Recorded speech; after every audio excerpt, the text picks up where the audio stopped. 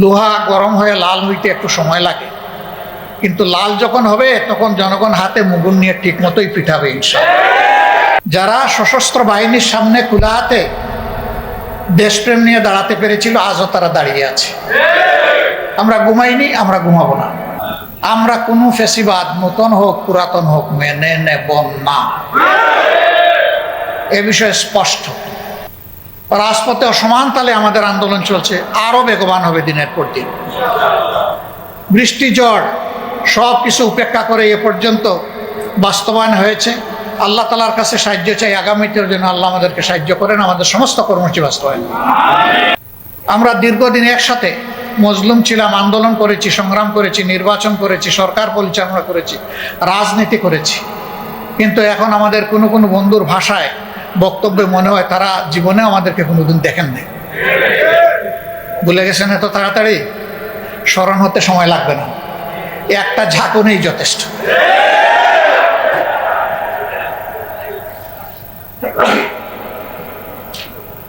আমরা বলবো, আমরা মান অভিমান ছেড়ে দিয়ে জনগণের রায়টাকে সম্মান করি। সংসদের ভিতরে বলেছি, যদি এটা সম্মান করেন তাহলে এই সংসদ সম্মানিত হবে, যদি সম্মান না করেন তাহলে যেখানে স্পিকারের অনুমতি লাগে না ওখানে বক্তব্য হবে। তবে হ্যাঁ, এই দেশকে আমরা ভালোবাসি, কোনো অশুভ শক্তিকে মাঝখান থেকে খেলতে দেব না ইনশাআল্লাহ। নাক কান সজাগ রেখেই আমাদের সব কাজ চলবে এবং সময় মতো জনগণের আকাঙ্ক্ষাও পূরণ হবে ইনশাআল্লাহ। আমরা কোনো ফেসিবাদ নতুন হোক পুরাতন হোক মেনে নেব না, এ বিষয়ে স্পষ্ট। জেল জুলুমের ভয় দেখাবেন না। একজন তো মাথা গরম করে সংসদের ভিতরেই বলে ফেললেন, এইটা না করলে ওইটা না করলে পরিণতি এমন হবে। আমরা জবাবে বলেছিলাম, 55 বছরে এই পরিণতি দেখে দেখেই বাংলাদেশ আজকে এই জায়গায় এসে দাঁড়িয়েছে। ও ভয় আমাদেরকে দেখাবেন। সর্বোচ্চ পরিণতি কি? ফাঁসির তক্তা। এর উপরে তো দুনিয়ার কোনো পরিণতি নাই, অথবা একটা গুলি। আলহামদুলিল্লাহ, দেশের জন্য, জাতির জন্য, আল্লাহর জন্য প্রস্তুত আছি, কোনো অসুবিধা নেই। লড়াই আমাদের চলবে, ইনশাআল্লাহ বিজয় জনগণের হবে। তার আগ পর্যন্ত লড়াই থামবে না। আমাদের আলোচনা চলবে, কথাবার্তা হবে, ন্যায্য কাজে সরকারকে সহযোগিতা করব, কিন্তু জনগণের অধিকারের ব্যাপারে এক চুল পরিমাণ ছাড় দেওয়া হবে না। এই জায়গায় কোনো কম্প্রোমাইজ নাই, এটা চলতেই থাকবে। দীর্ঘ 17.5 বছর এই জাতি বড় কষ্টে ছিল। এখন যারা সরকারি দলে তারাও কষ্টে ছিল। অসংখ্য লোক খুন হয়েছেন, গুম হয়েছেন, আয়নাগরের সঙ্গী হয়েছেন, পঙ্গু হয়েছেন, আহত হয়েছেন, জেলের অধিবাসী হয়েছেন, দেশ ছেড়ে বিদেশে কেউ কেউ আশ্রয় নিতে বাধ্য হয়েছে। শেষ পর্যন্ত 34শে জুলাইয়ের পরিবর্তনের পর আল্লাহ তাআলা আমাদেরকে একটা সুযোগ দিয়েছেন, জাতির নতুন করে আল্লাহ তাআলা পরীক্ষা নিচ্ছেন। আমরা যখন মজলুম ছিলাম তখন জালিমদেরকে আমরা চিনেছি, এখন মজলুমরা আবার কেউ জালিম হয়ে যায় কিনা সেইটাই আল্লাহ দেখতে চাচ্ছে। জাতীয় নির্বাচনের আগে অনেক নাটক হয়েছে, আপনারা দেখেছেন, আমি সেদিকে যাচ্ছি না। তারপরে একটা নির্বাচন হয়েছে, একই দিনে দুটো নির্বাচন হলো, একই ধরনের অর্ডারের মাধ্যমেই হলো। আমরা বিরোধী দল দুটাকেই গ্রহণ করলাম, শপথ নিলাম। সরকারি দল একটা শপথ নিল, আর একটা নিল না। দেরিতে এসে তারা ব্যাখ্যা দিলেন যে এই নির্বাচনী বৈতরণী পার হওয়ার জন্য তারা তখন সবকিছু মেনে নিয়েছিলেন, এটা আসলে তারা মনের দিক থেকে মেনে নেন। রাজনৈতিক দল কিংবা প্রতিষ্ঠানের পক্ষ থেকে জাতির সাথে যদি এই ধরনের তামসা এবং প্রতারণা করা হয়, তাহলে ভবিষ্যতে মানুষ রাজনীতিবিদদেরকে আর সম্মান করবে না, যে এদের কথার 2 পয়সার কোনো মূল্য নেই। এরা যখন তাদের সুবিধাজনক জায়গায় পৌঁছে যাবে তখন জনগণের সাথে দেওয়া সমস্ত ওয়াদা ভুলে যাবে। আমরা বিস্মিত হলাম, জাতীয় সংসদের মতো জায়গায় দাঁড়িয়ে প্রতারণার আত্মস্বীকৃত সাক্ষী পাওয়া গেল। লজ্জা, সামান্য হায়া শরম থাকলে এটা হওয়ার কথা ছিল। ভালো হয়েছে জাতি চিনে ফেলছে, এখন আর অন্য কোনো ব্যাখ্যা দেওয়ার সুযোগ নেই। ওখানে যা বলা হয় কার্যকরীতে তা লেখা হয়ে যায়, ইতিহাসের অংশ হয়ে যায়, যদি এটা এক্সপাঞ্জ না হয়ে থাকে। যেহেতু এই বক্তব্য এক্সপাঞ্জ হয়ে নাই, কাজেই এই আত্মস্বীকৃতিও রেকর্ড হয়ে থাকে। তারা এই সংসদে দাঁড়িয়ে বলেছিলেন জুলাই চার্টার একটা অন্তহীন প্রতারণার দলিল, আর এই সংসদেই দাঁড়িয়ে তারা আবার প্রমাণ করলেন তারাই জাতির সাথে অন্তহীন প্রতারণা করেছেন।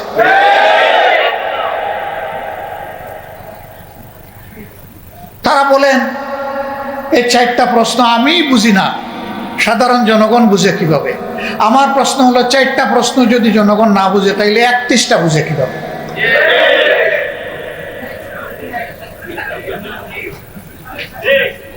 চারটা তো ছোট 31টার চেয়ে, তাইলে 31টা বুঝে নাই জনগণ। সুতরাং জনগণকে আপনারা মূর্খ বলছেন, মূর্খ। আমরা এখানেও নিন্দা জানাই। জনগণের বিবেচনাবোধের উপরে যারা প্রশ্ন তুলে, বুঝতে হবে তারা গণতন্ত্রে বিশ্বাস করে না। গণতন্ত্রে বিশ্বাস করলে জনগণের বিবেচনাবোধের উপর প্রশ্ন তোলার কারো কোনো অধিকার নেই। এই কাজটা তারা অবলীলায় করেছে। দুঃখ লাগে, আগেই বলেছি 17.5 বছর তারাও তো মজলুম ছিল,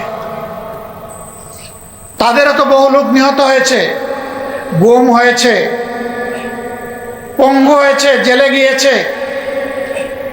হ্যাঁ, এইটা ঠিক যে সবাই জেলে যায়।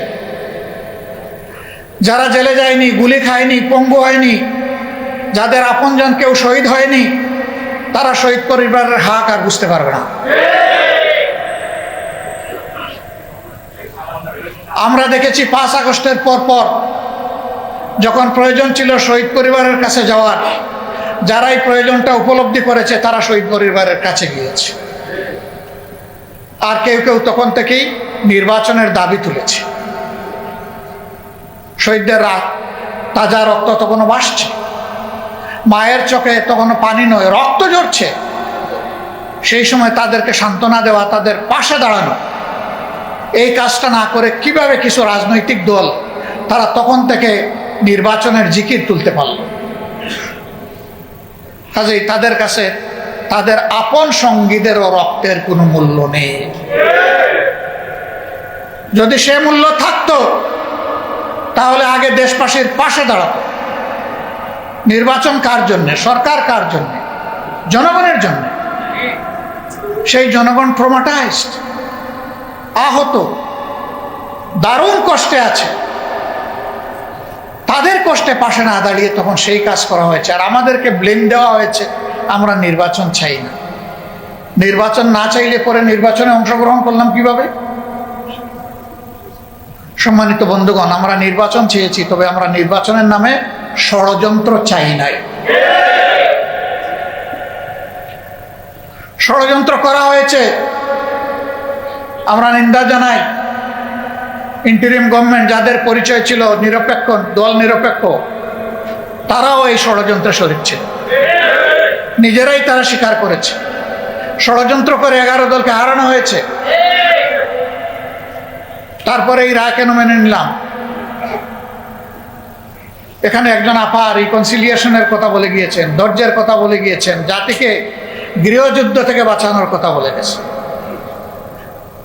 17.5 বছর পরে এই নির্বাচন নিয়ে ষড়যন্ত্রের ফসল হিসাবে যদি আমরা সেদিন রিভোল্ট করতাম, এই নির্বাচনের ফলাফল প্রত্যাখ্যান করতাম, তাহলে দেশে বিশৃঙ্খলার সৃষ্টি হলে এর শেষ কোথায় গিয়ে দাঁড়াতো কেউ জানে না। 11 দল দায়িত্বশীলতার পরিচয় দিয়েছে, কিন্তু সাথে সাথে 11 দল এটাও বলেছে নির্বাচনে এই ষড়যন্ত্রের ফল মেনে নিলেও আমরা গণভোটের রায়কে অগ্রাহ্য করতে দেব না। এ পর্যন্ত 10 থেকে 11 বার আমার কাছে ফরমাল প্রপোজাল এসেছে যে আসেন আমরা সংস্কার করার জন্য, সংশোধনের জন্য একটা সংশোধন কমিশন করি। আমাদের পরিষ্কার জবাব, সংশোধনের জন্য কোনো কমিশন লাগে না। সংশোধনের জন্য সরকারি দল ট্রেজারি বেঞ্চ থেকে বিল আনতে পারে, বিরোধী দলও আনতে পারে। সেই বিল আসবে, ব্যাটিংয়ে যাবে, আবার ফিরে আসবে, তারপরে আলোচনা হবে, আলোচনার পর ভোটে যাবে, ভোটে যদি এটা গ্রহণযোগ্য হয় তাহলে পাশ হয়ে যাবে। এটার জন্য কোনো কমিশন লাগে না। এখানে সংশোধনী কমিশন করার জন্য গণভোট হয় নাই। গণভোট হয়েছে দেশের পচা রাজনীতির আমূল পরিবর্তন সাধনের জন্য, ফ্যাসিবাদের মূল কেটে দেওয়ার জন্যে।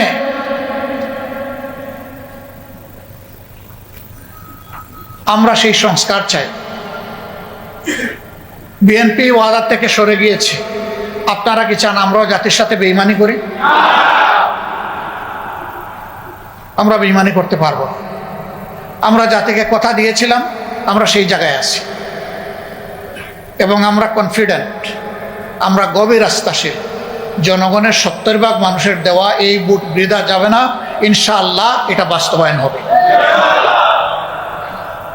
আমরা সংসদের ভিতরে চিৎকার দেব। সম্মানিত বন্ধুগণ, আজকের এই সেমিনারের মধ্য দিয়ে আমরা এই বার্তাটাই জাতিকে দিতে চাই যে হে জাতি, আপনাদের রায়ের আমরা অপমান সহ্য করব না। আপনাদের রায়কে সম্মানিত করার জন্যে আমাদের লড়াই চলছে এবং আমরা আপনাদেরকে নিয়েই বিজয়ী হব, আপনাদের জন্য বিজয়ী হব, বাংলাদেশের জন্য বিজয়ী হব। আমাদের দেশ বাংলাদেশ, আমাদের কোনো মামু বাড়িও নাই, আমাদের কোনো পিসির বাড়িও নেই। এই বাংলাদেশ নিয়েই বাঁচতে চাই, এই বাংলাদেশ নিয়ে এগিয়ে যেতে চাই। যুবকদের স্বপ্নের বাংলাদেশ তাদের হাতে তুলে দিতে চাই। জুলাই যোদ্ধাদের নিয়ে যে বাড়াবাড়ি করা হচ্ছে, আপনারা সংযত হন। সংযত না হলে জনগণের উত্তাল ঢেউ আর জোয়ারে সমস্ত কড়কোটা ভেসে যাবে।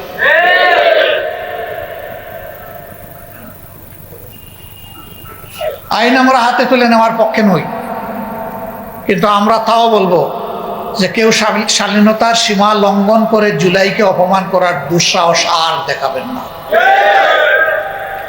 যদি দেখান, মনে রাখবেন এই যুব সমাজ, এই জনতা এখনো ঘুমিয়ে যায়নি। যারা সশস্ত্র বাহিনীর সামনে খোলা হাতে দেশপ্রেম নিয়ে দাঁড়াতে পেরেছিল, আজও তারা দাঁড়িয়ে আছে। আমরা ঘুমাইনি, আমরা ঘুমাবো না। আল্লাহ হাফিজ। বাংলাদেশ জিন্দাবাদ। আসসালামু আলাইকুম ওয়া রাহমাতুল্লাহ। আসসালামু আলাইকুম ওয়া রাহমাতুল্লাহি ওয়া বারাকাতুহু। সম্মানিত দর্শক, সরকারের মধ্যে চন্দ্রিমা শেষ, অর্থাৎ 6 মাস চলে গিয়েছে। এই 6 মাসে যদি আপনি সরকারের উল্লেখযোগ্য কোনো সফলতা, যেটি নিয়ে সরকার গর্ব করতে পারে, জনমনের স্বস্তি আসবে, আমি অন্তত এরকম কোনো জিনিস দেখি না। প্রাপ্তির মধ্যে একটা প্রাপ্তি হলো শেখ হাসিনা গেছেন, ডক্টর মোহাম্মদ ইউনূস এসেছেন। আমরা কয়েকদিন খুব আশায় ছিলাম। আবার ডক্টর মোহাম্মদ ইউনূসের 6-7 মাস চলে যাওয়ার পর আমরা বিরক্ত হতে হতে একেবারে চরম সীমানায় পৌঁছে গিয়েছিলাম। আমাদের মনে হলো যে একটা পরিবর্তন আসলে, বিএনপি আসলে হয়তো ভালো হবে।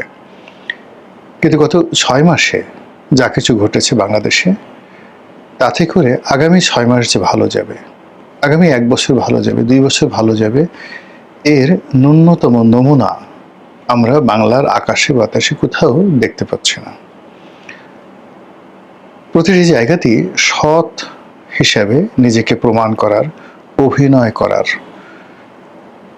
আত্মপ্রবঞ্চনা। এই কারণ হলো যে যখন আপনি মূলত চোর কিংবা ডাকু কিন্তু সাধু সেজে থাকবেন, পৃথিবীর সব মানুষ বুঝতে না পারলেও আপনি বুঝতে পারেন। ফলে কি হলো, যখন একটা মানুষ অভিনয় করে, প্রকাশ্যে অভিনয় করে, তখন সেটিকে বলা হয় আত্মপ্রবঞ্চনা, নিজের সঙ্গে প্রবঞ্চনা। এই সকল কাজ যারা করে তাদের আত্মা মরে যায়, সোল যেটাকে বলা হয় সোল, এটা মরে যায়। তার বিবেক বোধ এটি শুকিয়ে যায়, বিবেক বলে কোনো জিনিস থাকে না। ভালো মন্দ পার্থক্য করার, যেটাকে আমরা হেদায়েত বলি, এই রাস্তাটা বন্ধ হয়ে যায়।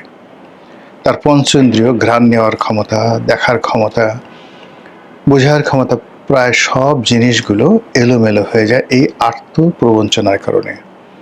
ঘুম ঠিকমতো হবে না, পায়খানা ঠিকমতো হবে না, প্রস্রাব ঠিকমতো হবে না, এমনকি যে স্ত্রী সঙ্গম এটাও সম্ভব হয়ে ওঠে না যখন মানুষ নিজের সঙ্গে নিজে প্রবঞ্চনা করে।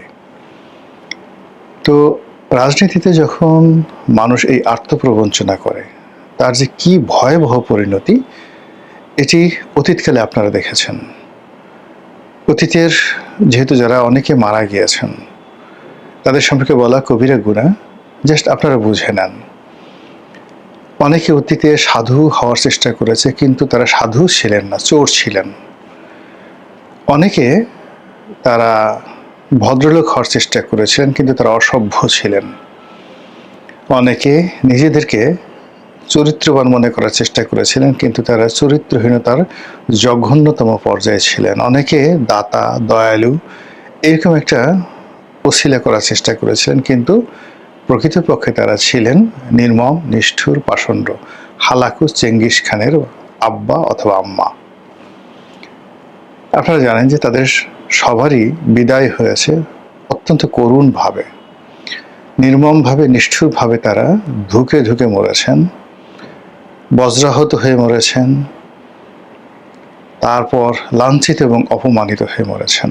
এবং তাদের বংশবৎ যারা আছে, বলতে গেলে তারা সবাই এই সমাজে নিন্দিত, নিগৃহীত, অপাঙ্ক্তেয়। রাজনীতির যারা মুনাফেক এবং প্রবঞ্চনাকারী, তাদের প্রথম শাস্তি হলো তারা নির্বংশ হয়ে যায়, তাদের কোনো বংশ থাকে না। এনিওয়ে, এখন এই যে নতুন যে সরকার, এই সরকারের মধ্যে বুকে হাত দিয়ে বলুন তো, আপনি চোখের দিকে তাকিয়ে বলুন তো, এই লোকটি সকালবেলা উঠে হারাম খাবার খায় না, হালাল খাবার খুঁজে এবং হালাল খাবার খায়, মসজিদে যায় অথবা ঘরে ফজরের নামাজ আদায় করে, আর হিন্দু হলে পুজো করে। তারপর মানুষের কথা চিন্তা করে, মানুষের জন্য কাজ করে। ঘুষ, দুর্নীতি, অনিয়ম করা তো দূরের কথা, তার ধারের কাছে যায় না। মন্ত্রী এবং এমপিদের মধ্যে এবং রাজকর্মে যারা নিয়োজিত, এরকম ভালো লোকদের সংখ্যা আপনি কয়জনকে জানেন, কয়জনকে চিনেন এবং কয়জনের ব্যাপারে সার্টিফিকেট দিতে পারবেন? এই গেল এক।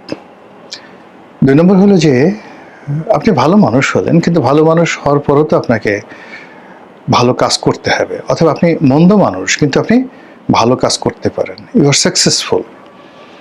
এখন আমাদের দেশে রাজনীতিতে, রাষ্ট্র পরিচালনায় ভালো মানুষ কয়জন আছে, কিন্তু যারা ভালো মানুষ কিন্তু ভালো কাজ করতে পারেন না, কিছু করেন না, চুপচাপ বসে থাকেন, এরকম লোকের সংখ্যা কত? অথবা মন্দ মানুষ, সেটা তার ব্যক্তিগত জীবনে সে বাইজি মহলে যায়, ঘুষ খায়, দুর্নীতি করে, কিন্তু অসাধারণ সে কতগুলো কাজ করতে পারে। প্রচণ্ড করিতকর্মা, প্রফেশনাল, বেনিভোলেন্ট, যখন যেটা ধরে সেটা করে শেষ করে ফেলে সুন্দরভাবে, চমৎকারভাবে, আপনাকে দিন শেষে একটা আউটপুট দিতে পারে। তো এরকম অনেক ঘুষখোর কর্মকর্তা ঘুষ খাচ্ছে, কিন্তু সেই যে চেয়ারে সে বসছে সেই চেয়ারের রং পাল্টে দিচ্ছে। এরকম অনেক কর্মকর্তাকে দেখবেন যারা ব্যক্তিগত জীবনে খুবই দুর্নীতিপরায়ণ, কিন্তু কখনো ডিসি থেকেছেন, কখনো কমিশনার থেকেছেন, টিউনো হয়েছেন, মেজর জেনারেল হয়েছেন, এরিয়া কমান্ডার হয়েছেন, মন্ত্রী হয়েছেন, এমপি হয়েছেন, কিন্তু এই দেশকে তার অনেক কিছু দিয়ে গেছেন। এরকম লোক কয়জনকে আপনি চিনেন? তো এই প্রশ্নগুলো আপনি যদি সমীকরণ না মিলাতে পারেন, তাহলে সরকারের গত 6টি মাস যেভাবে গেছে, আগামী 6টি মাস তার চেয়ে আরও খারাপ যাবে। এই গেল এক। 2 নম্বর হলো যে আপনি যদি চিন্তা করেন, অবৈধ ইনকাম, চাঁদাবাজি, নিয়োগ বদলি, টেন্ডারবাজি, এই যে মন্দ কাজগুলো শেখ হাসিনার জামানাতে হতো, যে মন্দ কাজগুলো ইউনূস জামানাতে হতো, সেই মন্দ কাজগুলো কি এখন হচ্ছে না? যদি হয় তাহলে কারা করছে?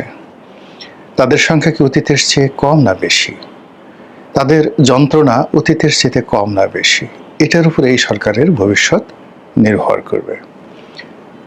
তবে একটা বিষয় এখানে খুবই মর্মান্তিক, সেটি হলো অপকর্ম করার জন্য যে বিভিন্ন সিন্ডিকেট রয়েছে, সেই সিন্ডিকেটের যন্ত্রণায় মানুষের জীবন ত্রাহি ত্রাহি অবস্থা তৈরি হয়ে গেছে। এখন সেই যন্ত্রণাটা কোন পর্যায়ের তার একটু উদাহরণ আপনাদেরকে দেই। যেমন ধরুন ফুটপাত, ময়লার ভাগাড়, সরকারি টেন্ডার, সরকারি নিয়োগ এবং বদলি, সরকারি এবং বেসরকারি স্কুল কলেজের কমিটি গঠন করা, হাসপাতালের কমিটি গঠন করা, এরপর পাড়া মহল্লার মাস্তানি, সরকারি যে সকল অনুদান রয়েছে, ফ্যামিলি কার্ড, টিআর, কাবিখা, ভিজিএ, ভিজিডি, বয়স্ক ভাতা, জেলের দের ভাতা ইত্যাদি অন্তত 70 থেকে 75টি অনুদানের যে খাত রয়েছে, যেখানে সরকার আমাদের টাকা দিয়ে, জনগণের টাকা দিয়ে দরিদ্র মানুষদেরকে সাহায্য সহযোগিতা করে। এই জায়গাগুলোতে অর্থাৎ মানে এই যে সরকারের 70-75টি যে খাত রয়েছে, এখানে ভূমিহীনদের ভূমি দেওয়া, গৃহহীনদের গৃহ দেওয়া, অসহায় দুর্বল মানুষদেরকে পুনর্বাসন করা, অসংখ্য কাজ রয়েছে। সেই কাজগুলো গত 2 বছরে কতটুকু উন্নতি হয়েছে, কতটুকু অবনতি হয়েছে, কারা সুবিধাভোগী হয়েছে, কারা সুবিধা বঞ্চিত হয়েছে। তো এই জায়গাগুলোতে আপনি দেখবেন যে অতীতে যারা ব্যক্তিগতভাবে এই অপকর্মগুলো করেছেন আর সিন্ডিকেশনের মাধ্যমে করেছেন, খোলামেলাভাবে বলি, যেমন ধরুন শেখ হাসিনার জামানাতে শেখ পরিবারের একটা সিন্ডিকেশন ছিল। এখন শেখ পরিবারের মধ্যে কয়েকটি গ্রুপ, মাদারীপুর, শরীয়তপুরের একটা শেখ পরিবার গ্রুপ আছে, একটা মানে ডিস্টেন্স রিলেশন, সবগুলো আঙ্গুল ফুলে বটগাছ হয়ে গেছে। তারপর ধরুন বরিশাল কেন্দ্রিক একটি শেখ পরিবার আছে, গিয়ে দেখুন তারপরে গোপালগঞ্জ, ফরিদপুর এই বেল্টে একটি শেখ পরিবার আছে, আর একটা হলো খুলনা, বাগেরহাট এই অঞ্চলে একটি শেখ পরিবার আছে। এরবারে তাদের কিছু ছিটে ফাটা আত্মীয় স্বজন নোয়াখালীতে আছে, চট্টগ্রাম আছে। যেমন ওই যে যুবলীগের ওমর ফারুক চৌধুরীর কথা আপনাদের মনে আছে, তাদের বাড়ি কিন্তু চট্টগ্রামে, তাদের আত্মীয় হন। এখানে এই যে শেখ পরিবার কেন্দ্রিক একটা সিন্ডিকেট তখন ছিল। এই সিন্ডিকেটের বাইরে একটা ব্যবসায়িক সিন্ডিকেট, যেমন Salman F Rahman, summit group, S Alam, তারপর শেষে ওই যে নজরুল ইসলাম মজুমদার এক্সিম ব্যাংকের, এরকম অন্ততপক্ষে ব্যবসায়িক সেক্টরে 50 থেকে 60টি সক্রিয় সিন্ডিকেট ছিল, যারা ব্যাংক থেকে টাকা নিত, প্রধানমন্ত্রীর সফরসঙ্গী হতো, বিভিন্ন সরকারি ক্রয় এবং কেনাকাটায় তারা অংশগ্রহণ করত, সরকারি বড় বড় জমি, প্লট, তারপরে শেষে আপনার বিভিন্ন ইন্ডাস্ট্রিয়াল প্লট, এই জিনিসগুলো নিয়ে হাজার হাজার কোটি টাকার বাণিজ্য তারা করেছে।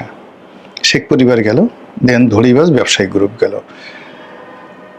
এরপরে যেটা ছিল দলীয় পান্ডা, তো সেটা যুবলীগ, ছাত্রলীগ, আওয়ামী লীগ এরা। এরপর ছিল মন্ত্রী, এমপি, এদের একটা সিন্ডিকেট।